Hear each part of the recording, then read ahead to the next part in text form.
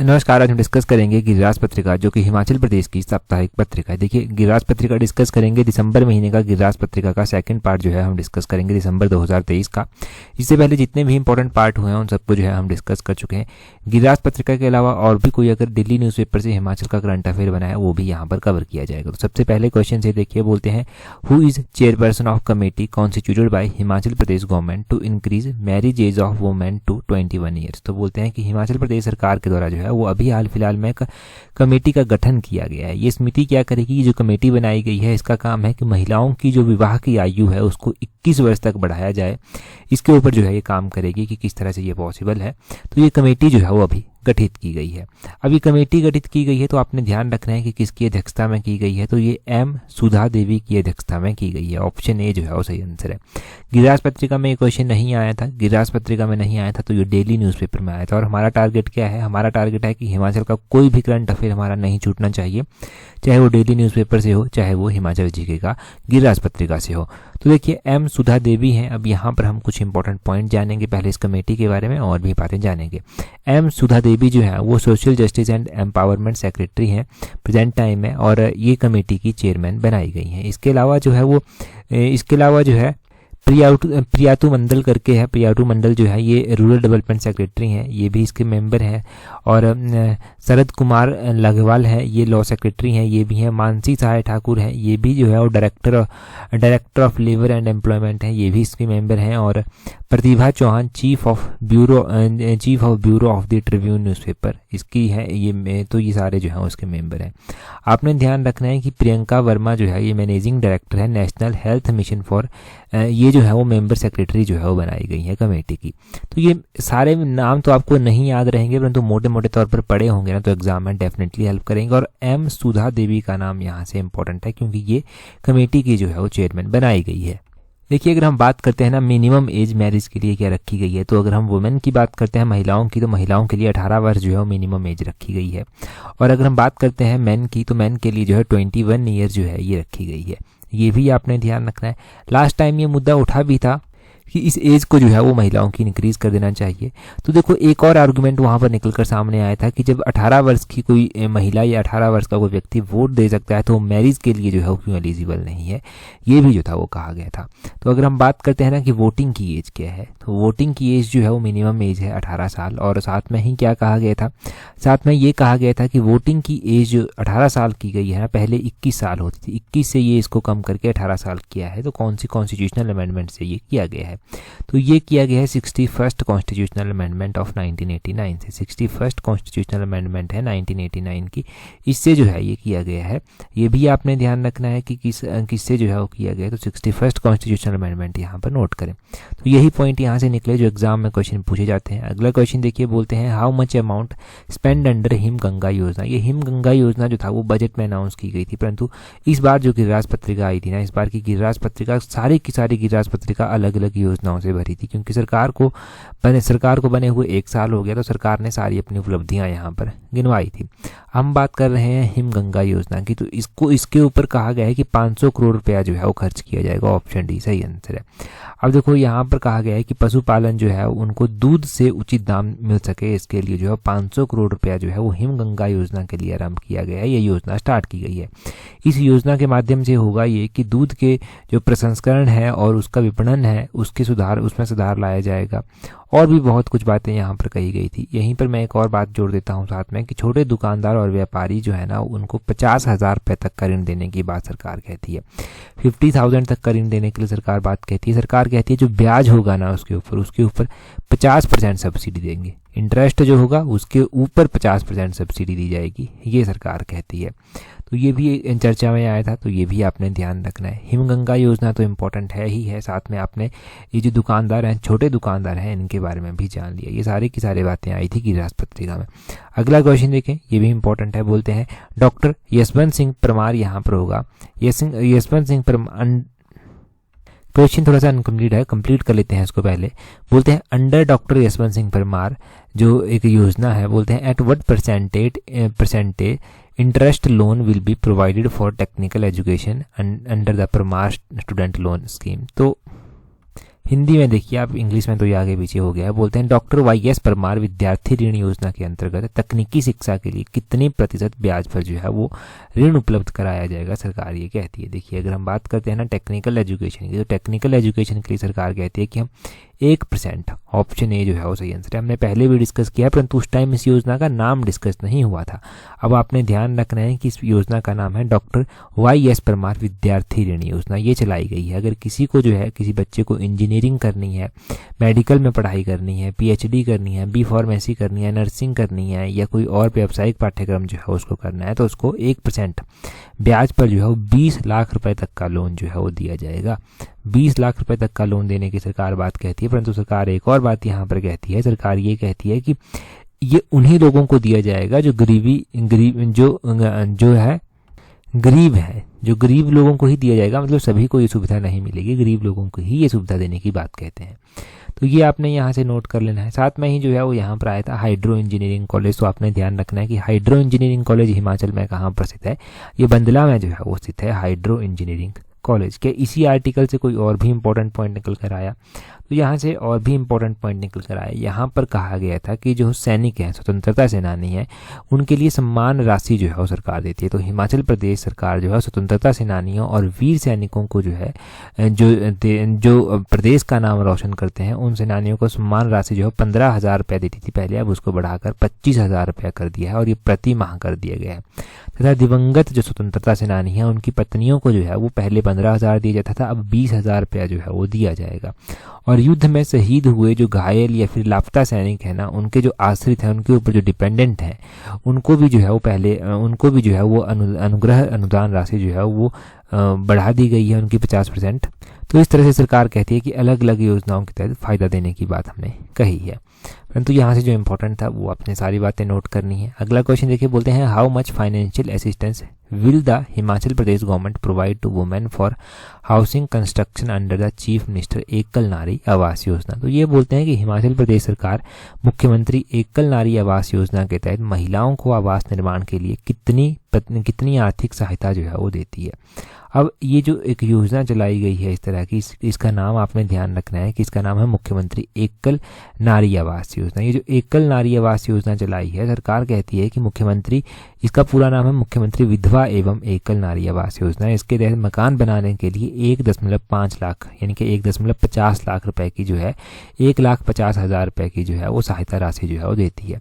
यहाँ पर एक और बात इंपॉर्टेंट है कि विधवा पुनर्विवाह के लिए भी जो है सरकार जो है वो असिस्टेंस सहायता देती है। पहले विधवा पुनर्विवाह के लिए 65,000 रुपया दिया जाता था, परंतु अब इसको बढ़ाकर 65,000 से 2 लाख रुपया जो है वो कर दिया गया है। तो ये इंपॉर्टेंट हो गया, 2 लाख करने की इसको बात कही गई है, तो ये मोस्ट इंपॉर्टेंट है। और इसी आर्टिकल में एक और बात निकल कर आई कि हिमाचल को ग्रीन एनर्जी स्टेट बनाने की सरकार बात कहती है। तो सरकार कहती है कि 31 मार्च 2026 तक जो है वो हरित ऊर्जा राज्य जो है वो सरकार बना देगी। और सारी की सारी बातें जो है वो गिरिराज पत्रिका से हमने पहले भी डिस्कस की हैं। सरकार एक और बात यहाँ पर आर्टिकल में कही कि इलेक्ट्रॉनिक जो व्हीकल हैं, इलेक्ट्रॉनिक ट्रक हैं, इलेक्ट्रॉनिक चार्जिंग स्टेशन हैं, उनके ऊपर सरकार 50% सब्सिडी देने को जो है वो तैयार है।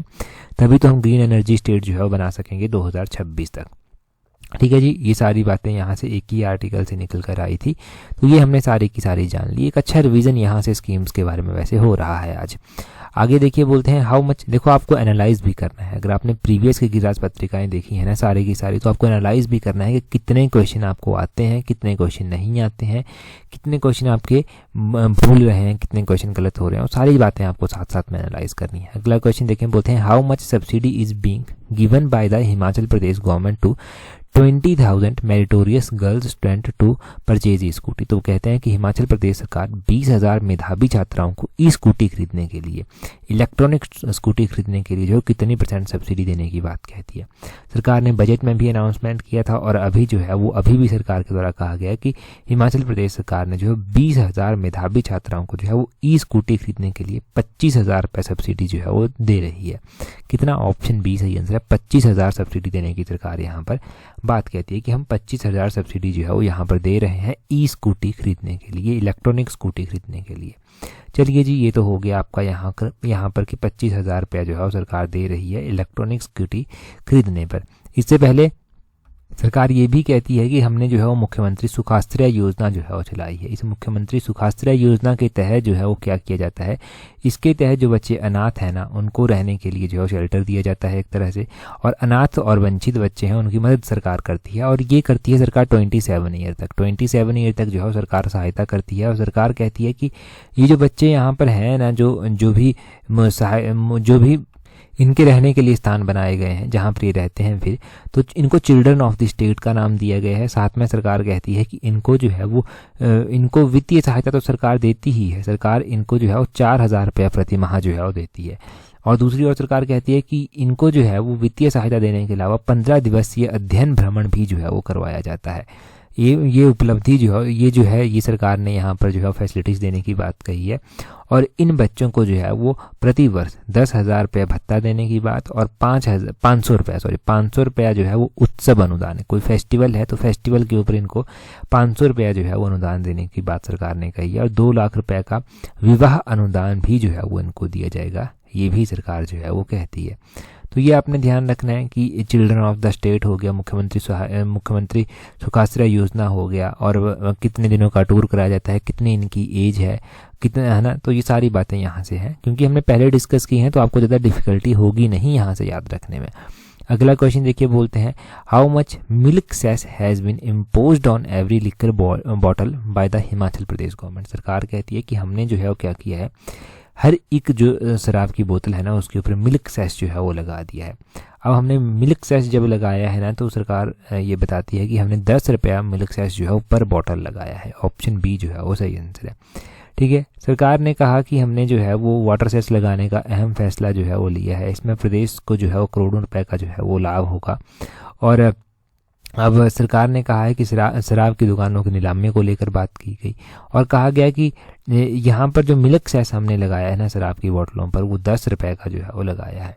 ठीक है, 10 रुपये का मिल्क सेस सरकार ने यहाँ पर लगाने की बात कही है। तो ये 10 रुपया इंपॉर्टेंट हो गया। ये क्वेश्चन मोस्ट एक्सपेक्टेड रहेगा आने वाले एग्जाम में, इस तरह के ही क्वेश्चन पूछे जाएंगे और एग्जाम में भी। ठीक है, अगला क्वेश्चन देखते हैं हमारे पास क्या है। अगला क्वेश्चन देखिए जी क्या है, बोलते हैं how much financial assistance is provided to destitute and poor girl under the chief minister Kanyadan Yojana. सरकार बोलती है कि हमने मुख्यमंत्री कन्यादान योजना जो है वो चलाई है। इसमें बेसहारा और गरीब लड़कियों को जो है वो वित्तीय सहायता जो है वो प्रदान की जाती है, परंतु कितनी वित्तीय सहायता जो है वो प्रदान की जाती है, ये पूछा गया है। तो देखिए, मुख्यमंत्री कन्यादान योजना, इस योजना के तहत जो है सरकार 51,000 रुपये की वित्तीय सहायता प्रदान करती है। ऑप्शन ए जो है वो सही आंसर है। और अगर हम चालू वित्त वर्ष की बात करें तो 1,190 लाख रुपए का बजट का जो है प्रावधान जो है वो किया गया है। और सरकार कहती है कि 1,036 महिलाओं को जो है यहाँ से लाभान्वित किया जा चुका है अभी तक। और यहाँ पर मुख्य मदर टेरेसा असहाय मातृ संबल योजना की बात की गई थी। इसमें कहते हैं कि गरीबी रेखा से नीचे रहने वाली जो निसहाय, जिनका कोई सहारा नहीं है, वैसी महिलाएं हैं, आर्थिक सहायता उनको प्रदान की जाती है। और चालू वित्त वर्ष में जो है वो 1,000 लाख रुपए का प्रावधान जो है वो यहाँ पर किया गया है इस योजना के लिए। महिलाओं को स्वरोजगार में सहायता मिले, वो सेल्फ डिपेंडेंट हो सके, उनको किसी के ऊपर डिपेंड ना होना पड़े। तो इसके लिए भी सरकार कहती है कि ऐसी महिलाएं जिनकी वार्षिक आय 50,000 रुपये से कम है ना, उनको स्वरोजगार स्थापित करने के लिए सरकार 5,000 रुपये का अनुदान देने की बात कहती है कि 5,000 रुपये का अनुदान जो है वो उनको दिया जाएगा। और अभी तक यहाँ पर 196 महिलाएं जो हैं वो लाभान्वित हो चुकी हैं। और विधवा पुनर्विवाह आपने जान ही लिया यहाँ पर कि पहले 65,000 रुपये देता था। अब सरकार ने कहा कि हम यहाँ पर जो है वो 1.5 लाख रुपया जो 65,000 से बढ़ाकर 2 लाख रुपया जो है वो यहाँ पर देंगे। और 1.5 लाख की बात हमने पढ़ी थी मुख्यमंत्री विधवा एवं एकल नारी योजना में, जहाँ पर 1.50 लाख रुपया जो है वो सरकार देने की बात कहती है। और यहाँ से वो घर निर्मित कर सकते हैं, पक्के घरों में जो है वो रह सकती हैं। और भी सरकार ने यहाँ पर बहुत सारी योजनाओं का जिक्र किया था, परंतु जो इम्पोर्टेंट वन है, जैसे कि एक सशक्त महिला योजना होगी। इस योजना के तहत जो है ग्रामीण महिलाओं को जो है वो आर्थिक और सामाजिक रूप से सशक्तिकरण बनाने की बात कही गई है। और कहा गया है कि इसमें एज लिमिट आपने ज़रूर ध्यान रखनी। सशक्त महिला योजना में 11 से लेकर 45 वर्ष की महिलाओं को जो है लाभान्वित यहाँ पर किया जा रहा है। कितना? 11 से लेकर 45 साल की महिलाओं को लाभान्वित किया जा रहा है। तो ये आपने यहाँ से ज़रूर ध्यान रखना था। यही योजनाएं थी, बार बार हमने पढ़ी हैं, एक बार फिर से आपका रिवीजन ही हो रहा है। नया आज यहाँ से जो क्वेश्चन आपने स्टार्टिंग में देखा था एक तो वो था, इस तरह के 2-4 क्वेश्चन नए नए यहाँ पर आएंगे, परंतु बाकी मोस्ट इंपॉर्टेंट है यहाँ से जो रिवीजन हो रहा है, आपको पता चल रहा है कि कितनी चीज़ें आपको याद नहीं रही हैं। रिवीजन बहुत ज़रूरी है। आपको पता है पीजीटी पेपर 1 की टेस्ट सीरीज अगर आपको प्रैक्टिस करनी है ना, तो नीचे डिस्क्रिप्शन बॉक्स कमेंट बॉक्स में उसका लिंक दिया गया है। आप इस बात को नकार नहीं सकते कि नेगेटिव मार्किंग में जो है वो कितना मुश्किल होता है नंबर लेना। अभी कंडक्टर का एग्जाम जिन बच्चों ने दिया है वो जानते हैं इस बात को अच्छी तरह से। तो इसलिए पीजीटी पेपर 1 की तैयारी कर रहे हैं अगर आप, तो पीजीटी पेपर 1 का एक बहुत अच्छा मौका है, आप टेस्ट सीरीज प्रैक्टिस कर सकते हैं। पेपर 2 में अगर आपके नंबर क्लैश किए गए तो पेपर 1 में ही नंबर हाईएस्ट देखे जाएंगे। और पीजीटी का मसला इस तरह से है कि पीजीटी पेपर 1 अगर आपका पास होंगे ना तभी पेपर 2 चेक होगा, अदरवाइज पेपर 2 चेक नहीं होगा। तो इस तरह से आप यहाँ पर क्रैश कर सकते हैं उसको। आप इस कोर्स को जो है परचेज कर सकते हैं, टेस्ट सीरीज का जो कोर्स है ये, तो यहाँ उसका लिंक नीचे डिस्क्रिप्शन बॉक्स कमेंट बॉक्स में दिया है। अगला क्वेश्चन देखें, बोलते हैं under Jal Jeevan mission how many houses of rural families in Himachal Pradesh have been supplied with tap water. तो बोलते हैं कि जल जीवन मिशन के तहत जो है वो, इसके अंतर्गत जो है वो हिमाचल प्रदेश के कुल कितने ग्रामीण परिवारों को उनके घरों में जो है नल लगाए गए हैं और नल से जल पहुंचाया गया है। तो सरकार कहती है कि 17.08 लाख लोग ऐसे हैं, 17.08 लाख लोग ऐसे हैं जिनको जो है वो जल जीवन मिशन के तहत जो है वो फ़ायदा पहुंचा है। और ये जल जीवन मिशन के तहत जो है वो फ़ायदा पहुंचा है, इसके ऊपर एक अलग से आर्टिकल आया था कि हिमाचल प्रदेश उन राज्यों में शामिल हो गया, उन 9 राज्यों में शामिल हो गया जिन्होंने जो है वो समय से पहले अपना लक्ष्य जो है ये प्राप्त कर लिया। जल जीवन मिशन के तहत लक्ष्य रखा गया था कि 2024 तक देश के सभी घरों को जो है वो घरेलू नल कनेक्शन से जो है वो पानी प्रोवाइड करवाया जाएगा, मतलब हर एक घर में जो है नल का कनेक्शन होगा। सरकार कहती है कि हिमाचल प्रदेश में कुल 17.08 लाख ग्रामीण परिवारों को घरों में जो है वो नल लगा दिए गए हैं। और 2019 को देश में जो है जल जीवन मिशन की जो है वो शुरुआत की गई थी और 2024 तक टारगेट रखा गया था, परंतु हिमाचल ने पहले अचीव कर लिया है और उन 9 स्टेट में शामिल हो गया है हिमाचल जिन्होंने इसको पहले अचीव कर लिया है। एक और बात यहाँ से इम्पोर्टेंट करने की, याद रखने की है कि जल जीवन मिशन के तहत प्रति व्यक्ति प्रतिदिन 55 लीटर स्वच्छ जल पेयजल की आपूर्ति जो है नल द्वारा की जा रही है। ये सरकार ने क्लेम किया है, ये सरकार क्लेम करती है। तो आपको पता है कि जल जीवन मिशन चलाया गया है सरकार के द्वारा, आपको पता है कि जो केंद्र सरकार है उसका ये मिशन है, परंतु प्रदेश सरकार ने इस टारगेट को अचीव कर लिया है। और एचएस में ये क्वेश्चन ऑलरेडी पूछा जा चुका है, एक बार रिपीट हो चुका है ये क्वेश्चन, स्टेटमेंट बेस्ड क्वेश्चन वहाँ पर बनाया गया था, तो एचएस में तो ये क्वेश्चन आ चुका है। ये वही सब लिखा गया है जो मैंने आपको बताया, 9 राज्य हो गए, 55 लीटर पानी हो गया, जीत दी जा रही है, ये सरकार ने जो है वो कहा है। अगला क्वेश्चन देखें, बोलते हैं what amount of hydro power has been harnessed out of 27,436 megawatt identified potential in Himachal Pradesh. तो बोलते हैं कि हिमाचल प्रदेश में जो चिन्हित 27,436 मेगावाट क्षमता है ना, उसमें से कितनी जल विद्युत का जो है वो दोहन किया जा रहा है। तो पहली बात पता चली है आपको कि हिमाचल प्रदेश में जो है वो कितना जो है वो पोटेंशियल है, तो वो है 27,436 मेगावाट। अब इसमें से जो है वो कितना हार्नेस किया जा रहा है, तो 10,519 मेगावाट किया जा रहा है। ऑप्शन ए सही आंसर है। ये क्वेश्चन भी ऑलरेडी पूछा जा चुका है, इस तरह का क्वेश्चन स्टेटमेंट बेस्ड क्वेश्चन पूछे जा चुके हैं ये पहले, तो आपने ध्यान रखना है कि ये आगे भी पूछे जाएंगे। अब सरकार क्या कहती है, आप यहाँ से कॉन्सेप्ट समझिए पहले। अभी जो टोटल हाइड्रो इलेक्ट्रिक पोटेंशियल है ना, इसमें से आपने 10,519 मेगावाट ध्यान रखना है कि अभी तक हार्नेस किया जा चुका है, और 7.6% कितना 7.6% जो है वो under the control of Himachal Pradesh government है। कितना 7.6% सिर्फ और सिर्फ ये हिमाचल प्रदेश सरकार के कंट्रोल में है, और जो बाकी बच जाता है ना वो एक्सप्लॉइट किया जाता है सेंटर गवर्नमेंट के द्वारा। तो ये 7.6% का आंकड़ा बहुत ही ज़्यादा इम्पोर्टेंट है। और आपने ध्यान रखना है कि यहाँ से इम्पोर्टेंट पॉइंट जो निकल कर आते हैं वो क्या क्या आते हैं। यहाँ से इम्पोर्टेंट पॉइंट निकल कर आ जाता है कि कौन कौन सी परियोजनाएं जो है वो डिस्कस की गई हैं और कौन कौन सी परियोजनाओं की कैपेसिटी क्या है। जैसे कि इंटीग्रेटिंग कसांग परियोजना हो गई, ये जो कसांग परियोजना है इसकी कैपेसिटी है 243 मेगावाट, ये आपने ध्यान रखना है। आपने ध्यान रखना है सैंज परियोजना हो गई, सैंज परियोजना की कैपेसिटी कितनी है 100 मेगावाट इसकी कैपेसिटी है। आपने सावड़ा कुड्डू परियोजना ध्यान रखनी है, ये जो सावड़ा कुड्डू परियोजना है इसकी कैपेसिटी है 111 मेगावाट, ये ध्यान रखना है। आपने रेणुका जी परियोजना का ध्यान रखना है, रेणुका जी परियोजना जो है वो 40 मेगावाट की ये परियोजना है। आपने नखतान परियोजना का ध्यान रखना है कि नखतान परियोजना की कैपेसिटी कितनी है।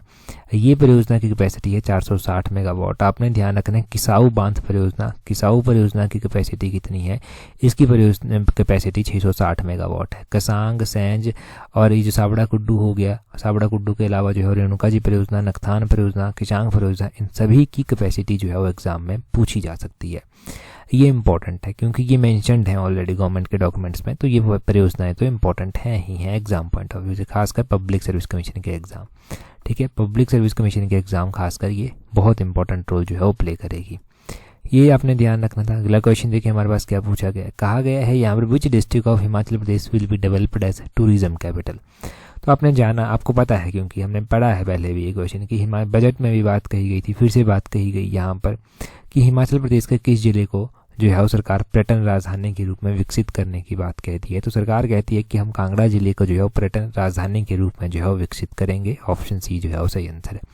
कांगड़ा जिले को जो है पर्यटन राजधानी के रूप में विकसित किया जाएगा, ये बात यहाँ पर कही गई। और एयरपोर्ट के, कांगड़ा एयरपोर्ट के विस्तार को लेकर बात कही गई, वो सारी बातें हैं, हम वो सब यहाँ से नहीं जानेंगे। हम कुछ इंपॉर्टेंट पॉइंट्स जानेंगे जो गिरास पत्रिका में नहीं दिए गए थे।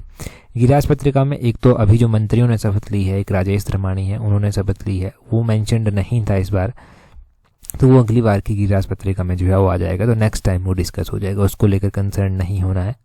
यहाँ से पहले से तो पॉइंट क्लियर किए जाएंगे कांगड़ा डिस्ट्रिक्ट के बारे में। देखो कांगड़ा जिले की अगर हम बात करते हैं ना, तो कांगड़ा जिले का एरिया आपसे पूछा जा सकता है। कांगड़ा डिस्ट्रिक्ट का एरिया 5739 स्क्वायर किलोमीटर है। ये आपने ध्यान रखना है कि कांगड़ा जिले का जो है वो एरिया कितना है। अब कांगड़ा जिले की अगर हम बात करते हैं तो यहाँ पर मसरूर रॉक का टेम्पल भी जो है वो पड़ता है।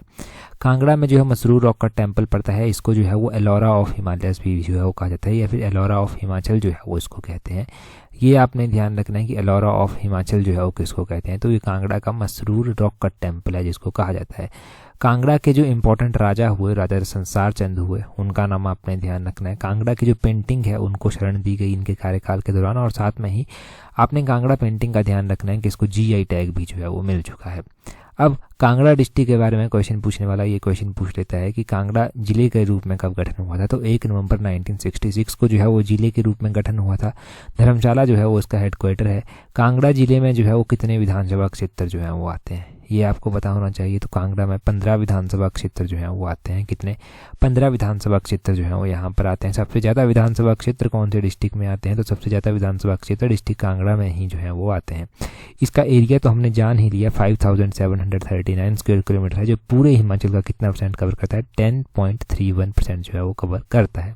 इन टर्म ऑफ पॉपुलेशन ये हिमाचल प्रदेश का जो है वो सबसे बड़ा जिला जो है वो है। इन टर्म ऑफ पॉपुलेशन सबसे बड़े जिले की श्रेणी में ये स्थित है। कांगड़ा में जो है वो एक आयुर्वेदिक कॉलेज भी जो है वो स्थित है। तो पूछा जाता है कि आयुर्वेदिक कॉलेज कांगड़ा में कहाँ पर स्थित है, पपरोला में जो है वो स्थित है। 1978 में उसकी स्थापना की गई थी, और 1978 में ही जो है वो कांगड़ा में जो कृषि विश्वविद्यालय है, जिसको चौधरी श्रवण कुमार कृषि विश्वविद्यालय कहा जाता है, उसकी स्थापना भी जो था 1978 में ही की गई थी। वो भी आपने ध्यान रखना है। तो यहाँ से हमने वो सारे पॉइंट जाने जो कांगड़ा के बारे में जो है वो बिल्कुल बेसिक पॉइंट हैं, उनका नाम आपने ध्यान रखना है। राजेश त्रिवाणी का नाम तो मैंने बता दिया। दूसरे जो मंत्री बने हैं ना वो कांगड़ा से बने हैं, उनका नाम आप कमेंट करके जो है वो बताएंगे कि उनका नाम कौन सा है। नाम तो आपको पता होगा, परंतु उनकी विधानसभा कॉन्स्टिट्यूएंसी जो है वो कौन सी है वो आप कमेंट करके बताइए। 15 विधानसभा कॉन्स्टिट्यूएंसी में से उनकी विधानसभा कॉन्स्टिट्यूएंसी कौन सी है। अगला क्वेश्चन देखिए, बोलते हैं Nishad Kumar bagged a gold medal in Asian para games 2023 in which of the following sports. तो बोलते हैं कि निषाद कुमार ने जो है वो एशियन पैरा गेम्स में जो है वो गोल्ड मेडल जो है वो जीता है, स्वर्ण पदक जीता है, परंतु ये बोलते हैं कि कौन से खेल से संबंधित है वो आपको कमेंट करके बताना है। एशियन पैरा गेम्स में कितने जो है वो मेडल इंडिया ने जीते, ये कंडक्टर के एग्जाम में पूछा गया था। मैं आपसे पूछता हूँ कि एशियन पैरा गेम्स में कितने गोल्ड मेडल इंडिया के द्वारा जीते गए, वो आप कमेंट करके बताएंगे। अब देखते हैं कितना याद है आपको, क्योंकि लास्ट टाइम तो मैंने सारा रिवाइज करवाया था। टेलीग्राम पर ज्वाइन कर लेना। टेलीग्राम पर ज्वाइन करने के लिए अपने टेलीग्राम से @allexam31 इस तरह से सर्च करना। लास्ट टाइम की PDF मिल जाएगी, इस बार की PDF भी अपलोड कर दी जाएगी, वो भी आपको वहाँ पर मिल जाएगी। साथ में ही आपने क्या ध्यान रखना है, साथ में ही आपने ध्यान रखना है कि अगर आप एलाइड सर्विसेज की तैयारी कर रहे हैं तो उसकी टेस्ट सीरीज़ का लिंक भी जो है वो नीचे कमेंट बॉक्स में दिया गया है, उसको भी आप अवेल कर सकते हैं, और डेफिनेटली आपको वहाँ से बहुत ज़्यादा प्रैक्टिस आपकी होगी, बहुत ज़्यादा हेल्प वहाँ से मिलेगी। तो आज की इस वीडियो में इतना ही है। That's all for today. Thank you very much for watching and listening it very patiently.